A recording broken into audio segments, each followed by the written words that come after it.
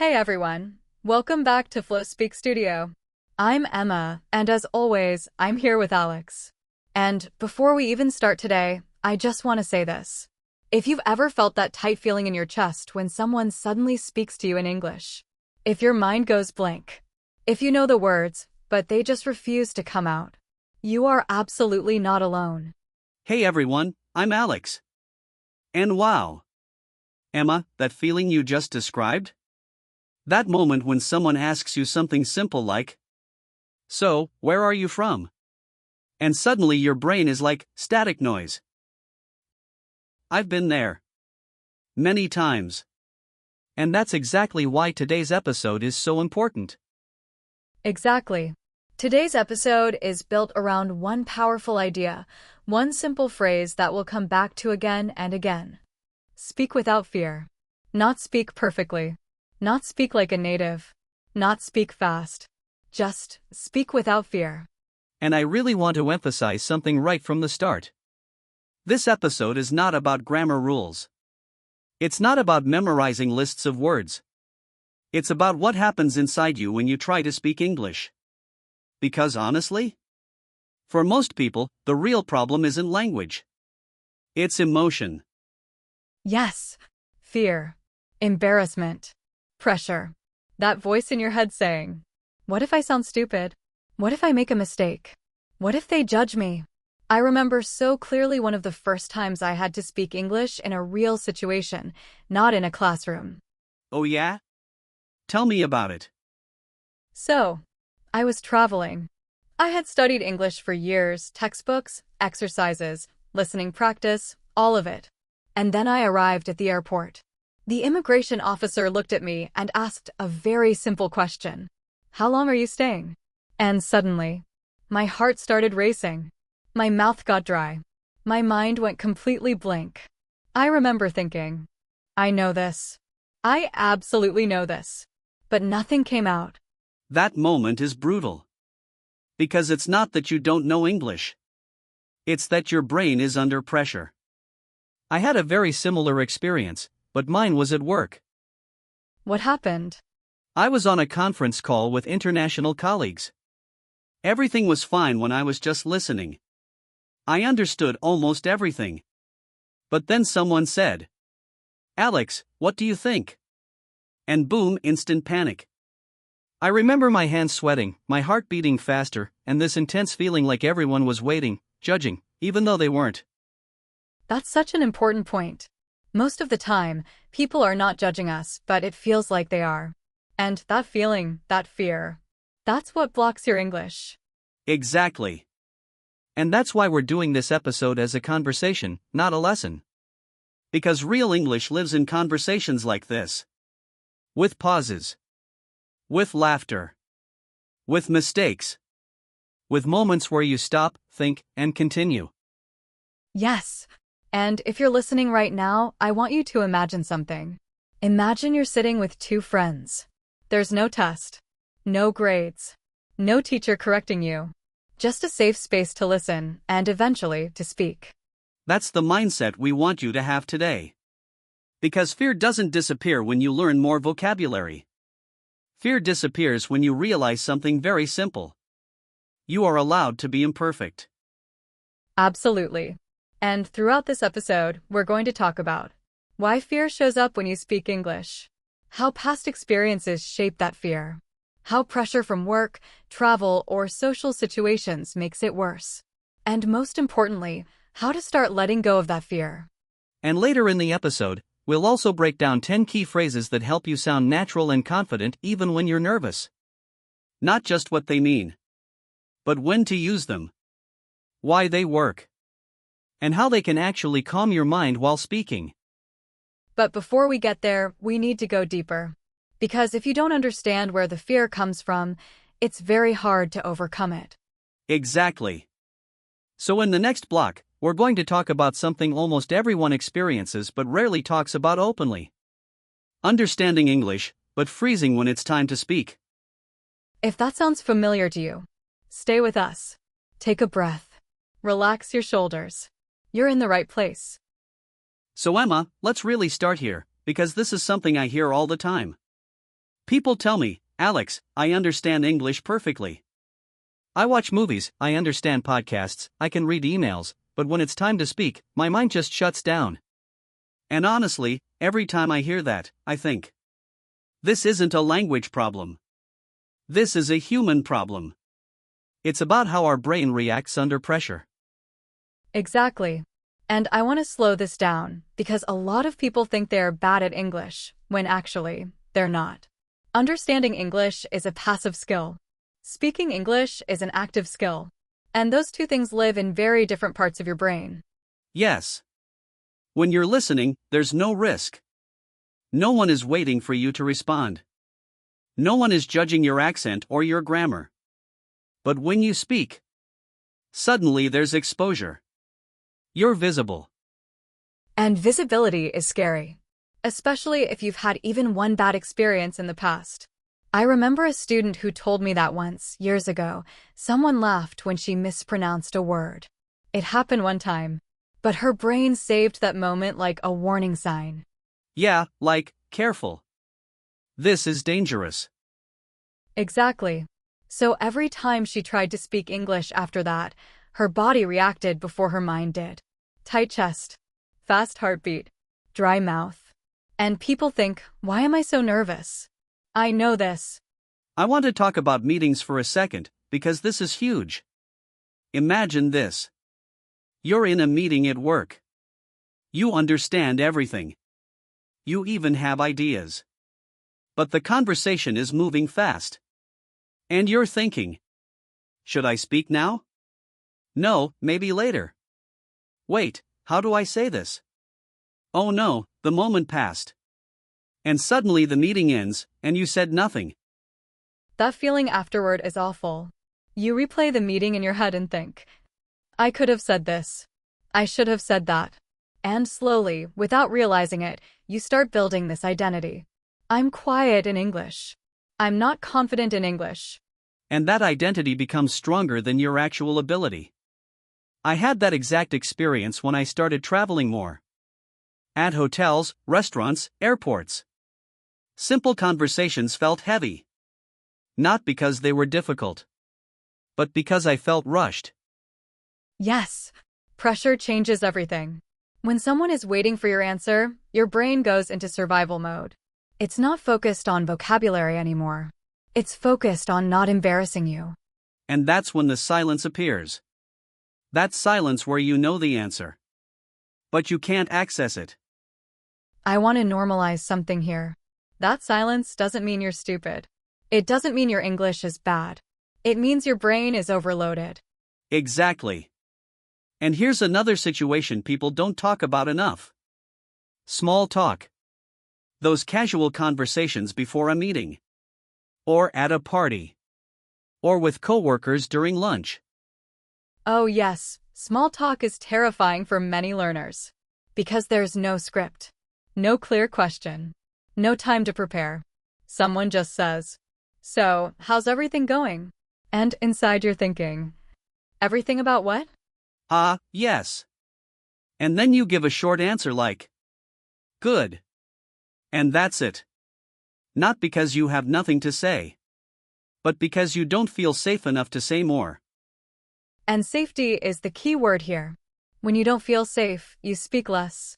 When you speak less, you get less practice. When you get less practice, your confidence drops. It becomes a cycle. And this cycle often starts very early. School. Teachers correcting every mistake. People laughing. Being told, that's wrong. Over time, you learn one dangerous idea. Silence is safer than speaking.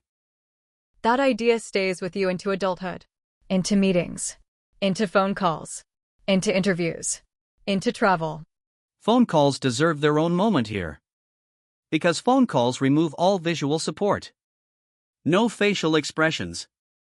No gestures. No context. Just sound.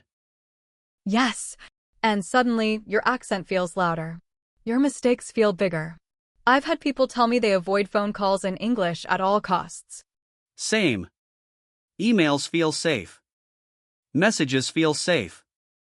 But live conversation? That's where fear lives. And I want to say something very important. If you understand English but struggle to speak, it means your foundation is already strong. The problem is not knowledge. The problem is permission. Permission to pause. Permission to think. Permission to be imperfect. And that's why today's phrase, speak without fear, matters so much. Not speak fast. Not speak perfectly. Just speak, without fear. In the next block, we're going to talk about where this fear really comes from. Not just emotionally, but psychologically. And once you understand that, everything starts to change. So take a breath. You're doing better than you think. All right, Alex. In the last block, we talked about freezing. Now I want to go deeper, because behind that freeze, there's usually one powerful emotion: fear of making mistakes. And this fear doesn't appear out of nowhere. No, it doesn't. It's learned. Most people didn't wake up one day afraid to speak English. They became afraid over time. Exactly. And I want everyone listening to really reflect on this. Think about the first time you realized you were making mistakes in English. Not just learning, but being corrected. Yeah, correction is a big one. Correction itself isn't bad. But how it's delivered matters a lot. I remember being in a classroom where every single mistake was stopped immediately. Sentence half finished. Stop. That's wrong. That trains your brain to associate speaking with danger. Because your brain doesn't hear you're learning. It hears you failed. And over time, your brain starts doing something very interesting. Before you speak, it scans for risk. Is this sentence safe? Is this grammar correct? Is my pronunciation okay? And while your brain is scanning, you're silent. The conversation moves on without you. This is where social pressure comes in. Because now it's not just English. It's people. Co-workers. Managers. Friends. Strangers. And humans are social creatures. We don't want to look incompetent. We don't want to look slow. Especially in professional environments. Oh yes. Work pressure multiplies fear. I once had a colleague who was incredibly smart. She had great ideas. But in meetings, she barely spoke. Later, one-on-one, she explained everything perfectly. And let me guess, English wasn't her first language? Exactly. She said something that stayed with me. She said, "When I speak in my language, I sound intelligent. When I speak in English, I sound like a child." That sentence says everything. That's such a common feeling. And the truth is, you don't become less intelligent in English. You just lose access to your full personality, your humor, your tone, your nuance. And losing that feels uncomfortable. Even humiliating sometimes. So your brain tries to protect you. Yes, and this is where the neuroscience part comes in. When you feel judged or rushed, your brain activates the fight or flight response. Your body thinks you're in danger. Heart rate increases. Breathing changes. Muscles tense. And guess what happens to language during fight or flight? It shuts down. Because your brain prioritizes survival, not communication. That's why your vocabulary disappears. It's not gone. It's just temporarily inaccessible. And then people say, "My English level dropped." No, your stress level rose. Let's talk about silence for a moment. Silence is often misunderstood. People think silence means confusion or lack of knowledge. But silence can also mean overthinking. Yes.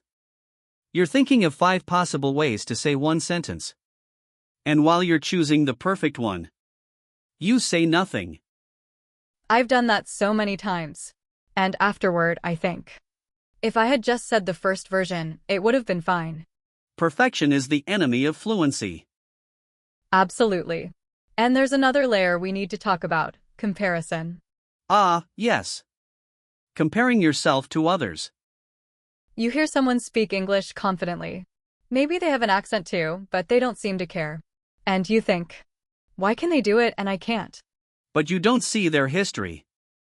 You don't see the mistakes they made, the embarrassment they survived, the awkward moments. Confidence often comes after embarrassment, not before. That's such an important sentence. Confidence is built through exposure, not preparation. And that's uncomfortable to accept, because we want to feel ready before we speak. But readiness often comes because you spoke, even when it felt messy. So if you're listening and thinking, yes, this is me, this fear feels very real, we want you to know something. Fear doesn't mean stop. Fear means you're at the edge of growth. And in the next block, we're going to talk about how to step over that edge gently, realistically, and without forcing yourself to be perfect. We'll talk about practical ways to start speaking more, even while fear is still there. Because waiting for fear to disappear completely? That day may never come. But speaking despite fear? That's possible. How to start speaking even when you're still afraid. All right, this is the part where many people think, okay, I understand why I freeze. I understand the fear. But what do I actually do? Because awareness alone doesn't automatically make you speak. Exactly. Understanding the problem is step one. But if we stop there, nothing changes. And this is where a lot of learners get stuck. They know what's happening, but they don't know how to move forward. So, let's start with something very important. You don't need to eliminate fear before you speak. You need to lower the volume of fear while still speaking. Yes. Think of fear like background noise. If you wait for total silence, you'll wait forever. But you can learn to speak even when the noise is still there. I remember a moment very clearly. I was in a small group conversation. Everyone was speaking fast.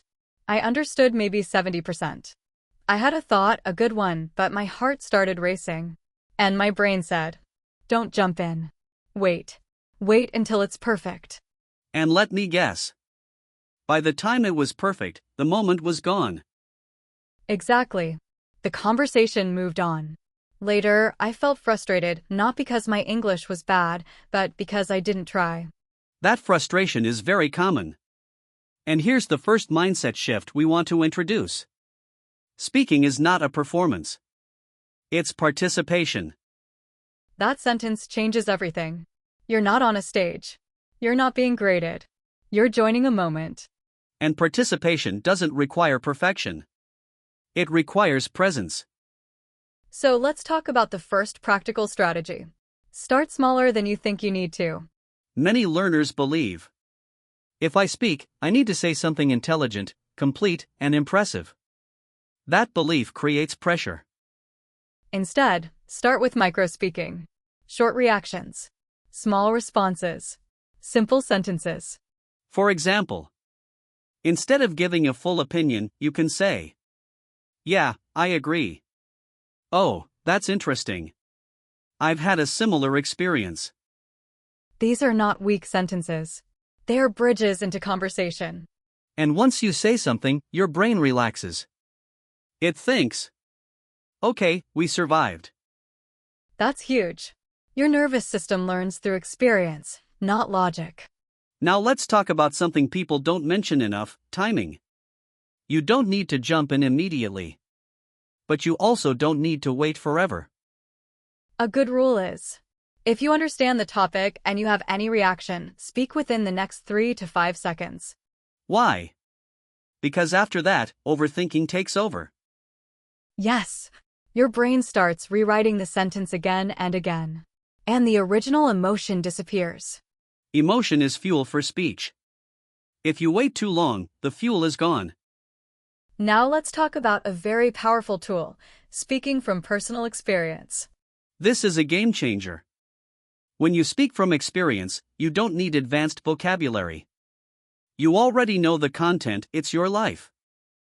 Instead of explaining a theory, you say, in my experience. For me, it was different. One time, something similar happened to me. Stories slow conversations down. People listen. They don't expect perfect grammar, they expect authenticity. And here's something interesting. When you tell a personal story, listeners focus less on how you speak and more on what you're saying. That reduces pressure automatically. Let's talk about mistakes, but differently. Mistakes are not interruptions. They're part of the signal. When native speakers talk to each other, they also pause, restart, correct themselves.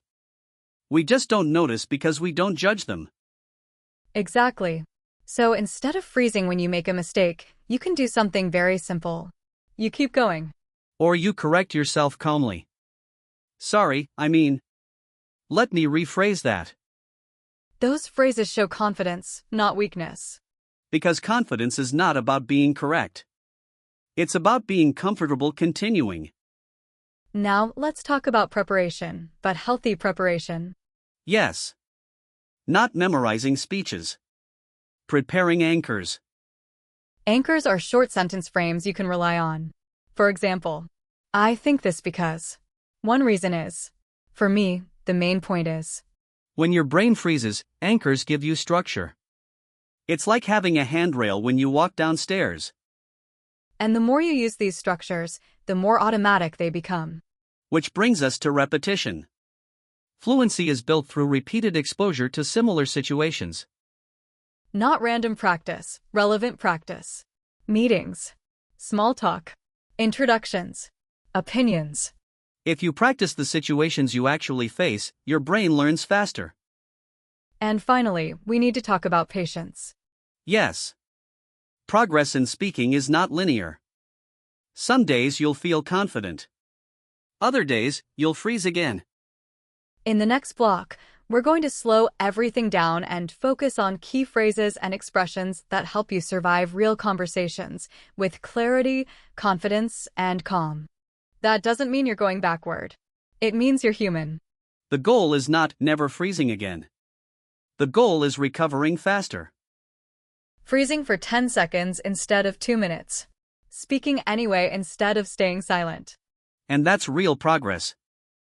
In the next block, we're going to slow everything down and focus on key phrases and expressions that help you survive real conversations with clarity, confidence, and calm. These phrases are like tools you can carry with you. And we'll break them down one by one with meaning, examples, and real-life context. All right, now let's slow things down a little.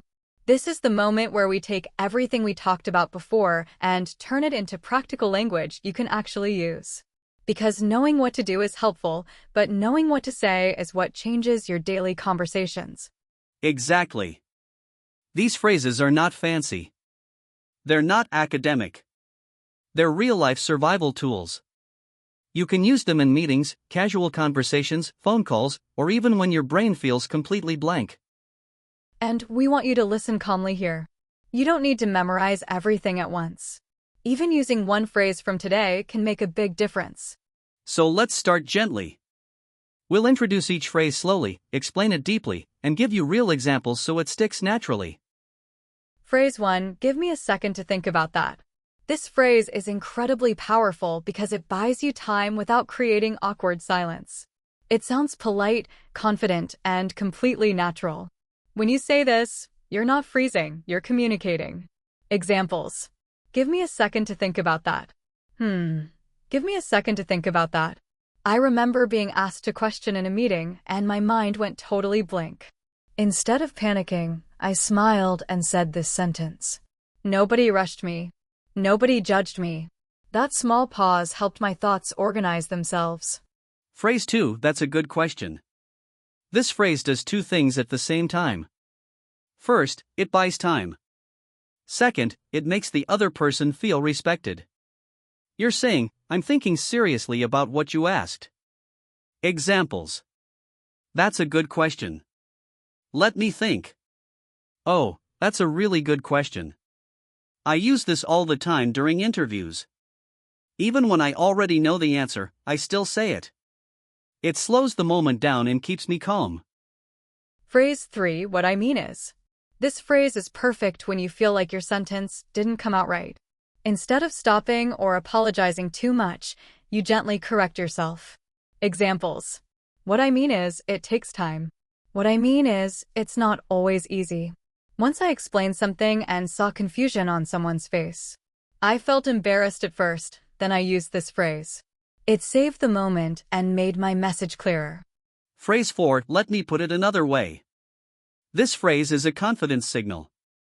It shows that you're not stuck, you're flexible. Examples. Let me put it another way. Let me explain it differently. I used this during a presentation when I noticed people looked lost. Instead of panicking, I slowed down and rephrased my idea. The room instantly felt calmer. Phrase 5 from my experience. This is one of the safest ways to speak English. You're not stating facts. You're sharing your life. Examples. From my experience, it takes practice. From my experience, people are usually patient. Whenever I feel unsure about vocabulary, I use this phrase. It removes pressure because nobody can tell you your experience is wrong. Phrase 6, I'm not sure, but I think. This phrase gives you permission to be imperfect. It sounds honest, relaxed, and human. Examples. I'm not sure, but I think it could work. I'm not sure, but I think that's the main reason. I used to avoid speaking unless I was 100% sure. Once I started using this phrase, I spoke more often and felt less fear. Phrase 7, let me start with this. This phrase helps you begin when the answer feels too big. It gives your brain a starting point. Examples. Let me start with this. Let me start with one thing. Big questions used to scare me. This phrase helped me break answers into small, manageable pieces. Phrase 8, I see what you mean. This phrase keeps conversations flowing even when you're still thinking. It shows listening, not silence. Examples. I see what you mean. Yeah, I see what you're saying. In fast conversations, I use this to stay connected while preparing my reply. Phrase 9, that reminds me of something. This phrase is great for entering conversations naturally. It links ideas instead of interrupting. Examples. That reminds me of something similar. That reminds me of a situation I had. I used this in a group discussion once, and suddenly I felt part of the flow, not outside of it. Phrase 10, I might be wrong, but. This phrase lowers pressure instantly. It invites conversation instead of debate. Examples. I might be wrong, but I see it differently. I might be wrong, but that's how I understood it. Using this phrase made me less afraid of being judged. People responded more kindly and openly. If you notice, none of these phrases are complicated. They work because they create space. Space to think. Space to breathe. Space to speak. You don't need all 10. Choose 1 or 2 and start there. And remember, fluency grows from use, not perfection. All right, before we say goodbye today, let's take a moment to slow everything down. Because this episode wasn't just about English. It was about what happens inside you when you try to speak. That quiet tension. That moment where your heart beats faster. That split second where you decide, do I speak, or do I stay silent again? And if you've been there, you're not alone. Every confident speaker you see today has lived through those moments. Not once. Not twice. But many times. I want to share something personal. There was a time when I avoided speaking completely. Not because I didn't understand English, but because I was tired of that feeling, the fear, the pressure, the self-judgment. So I stayed quiet. And silence can feel safe in the moment. But later, it often feels heavy. Yes. Later, I would replay the moment in my head. I should have said something. I knew the words. Why didn't I try? That regret hurt more than any mistake ever could. That's an important truth. Mistakes pass quickly. Regret stays longer. And here's what changed everything for me. I stopped asking myself, did I speak perfectly? And I started asking, did I show up? That shift is powerful. Because showing up doesn't mean being fluent. It means being present. Speaking is not about being fearless. It's about being brave for a few seconds. Just long enough to open your mouth. Just long enough to try. And every time you try, something changes. Your brain learns. Your fear loses power. Your confidence grows slowly, quietly, naturally. You don't need to transform overnight. You don't need to speak all the time. You just need one moment where you choose action over silence. One sentence. One reaction. One small comment. That's enough. If you take one thing from today, let it be this. You are allowed to speak before you feel ready. Readiness comes from doing, not waiting. This week, we invite you to try something simple. The next time you feel fear in a conversation, don't fight it. Acknowledge it. Take one slow breath. And say something small. Use one phrase from today. Even if your voice shakes a little. Even if it's not perfect. That moment matters.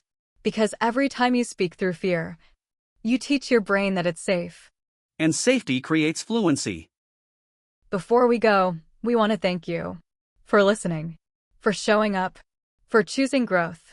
If this episode helped you, even a little, you can support us by liking this episode or subscribing. It helps more learners find a calmer way to learn English. And we'd love to hear from you. In the comments, try to write just one sentence. One moment I usually stay silent in English is. No pressure. One sentence is perfect. This is Emma. And this is Alex. And you've been listening to Flow Speak Studio. Keep going. Keep speaking. And remember, progress happens quietly, one sentence at a time. Thanks for watching.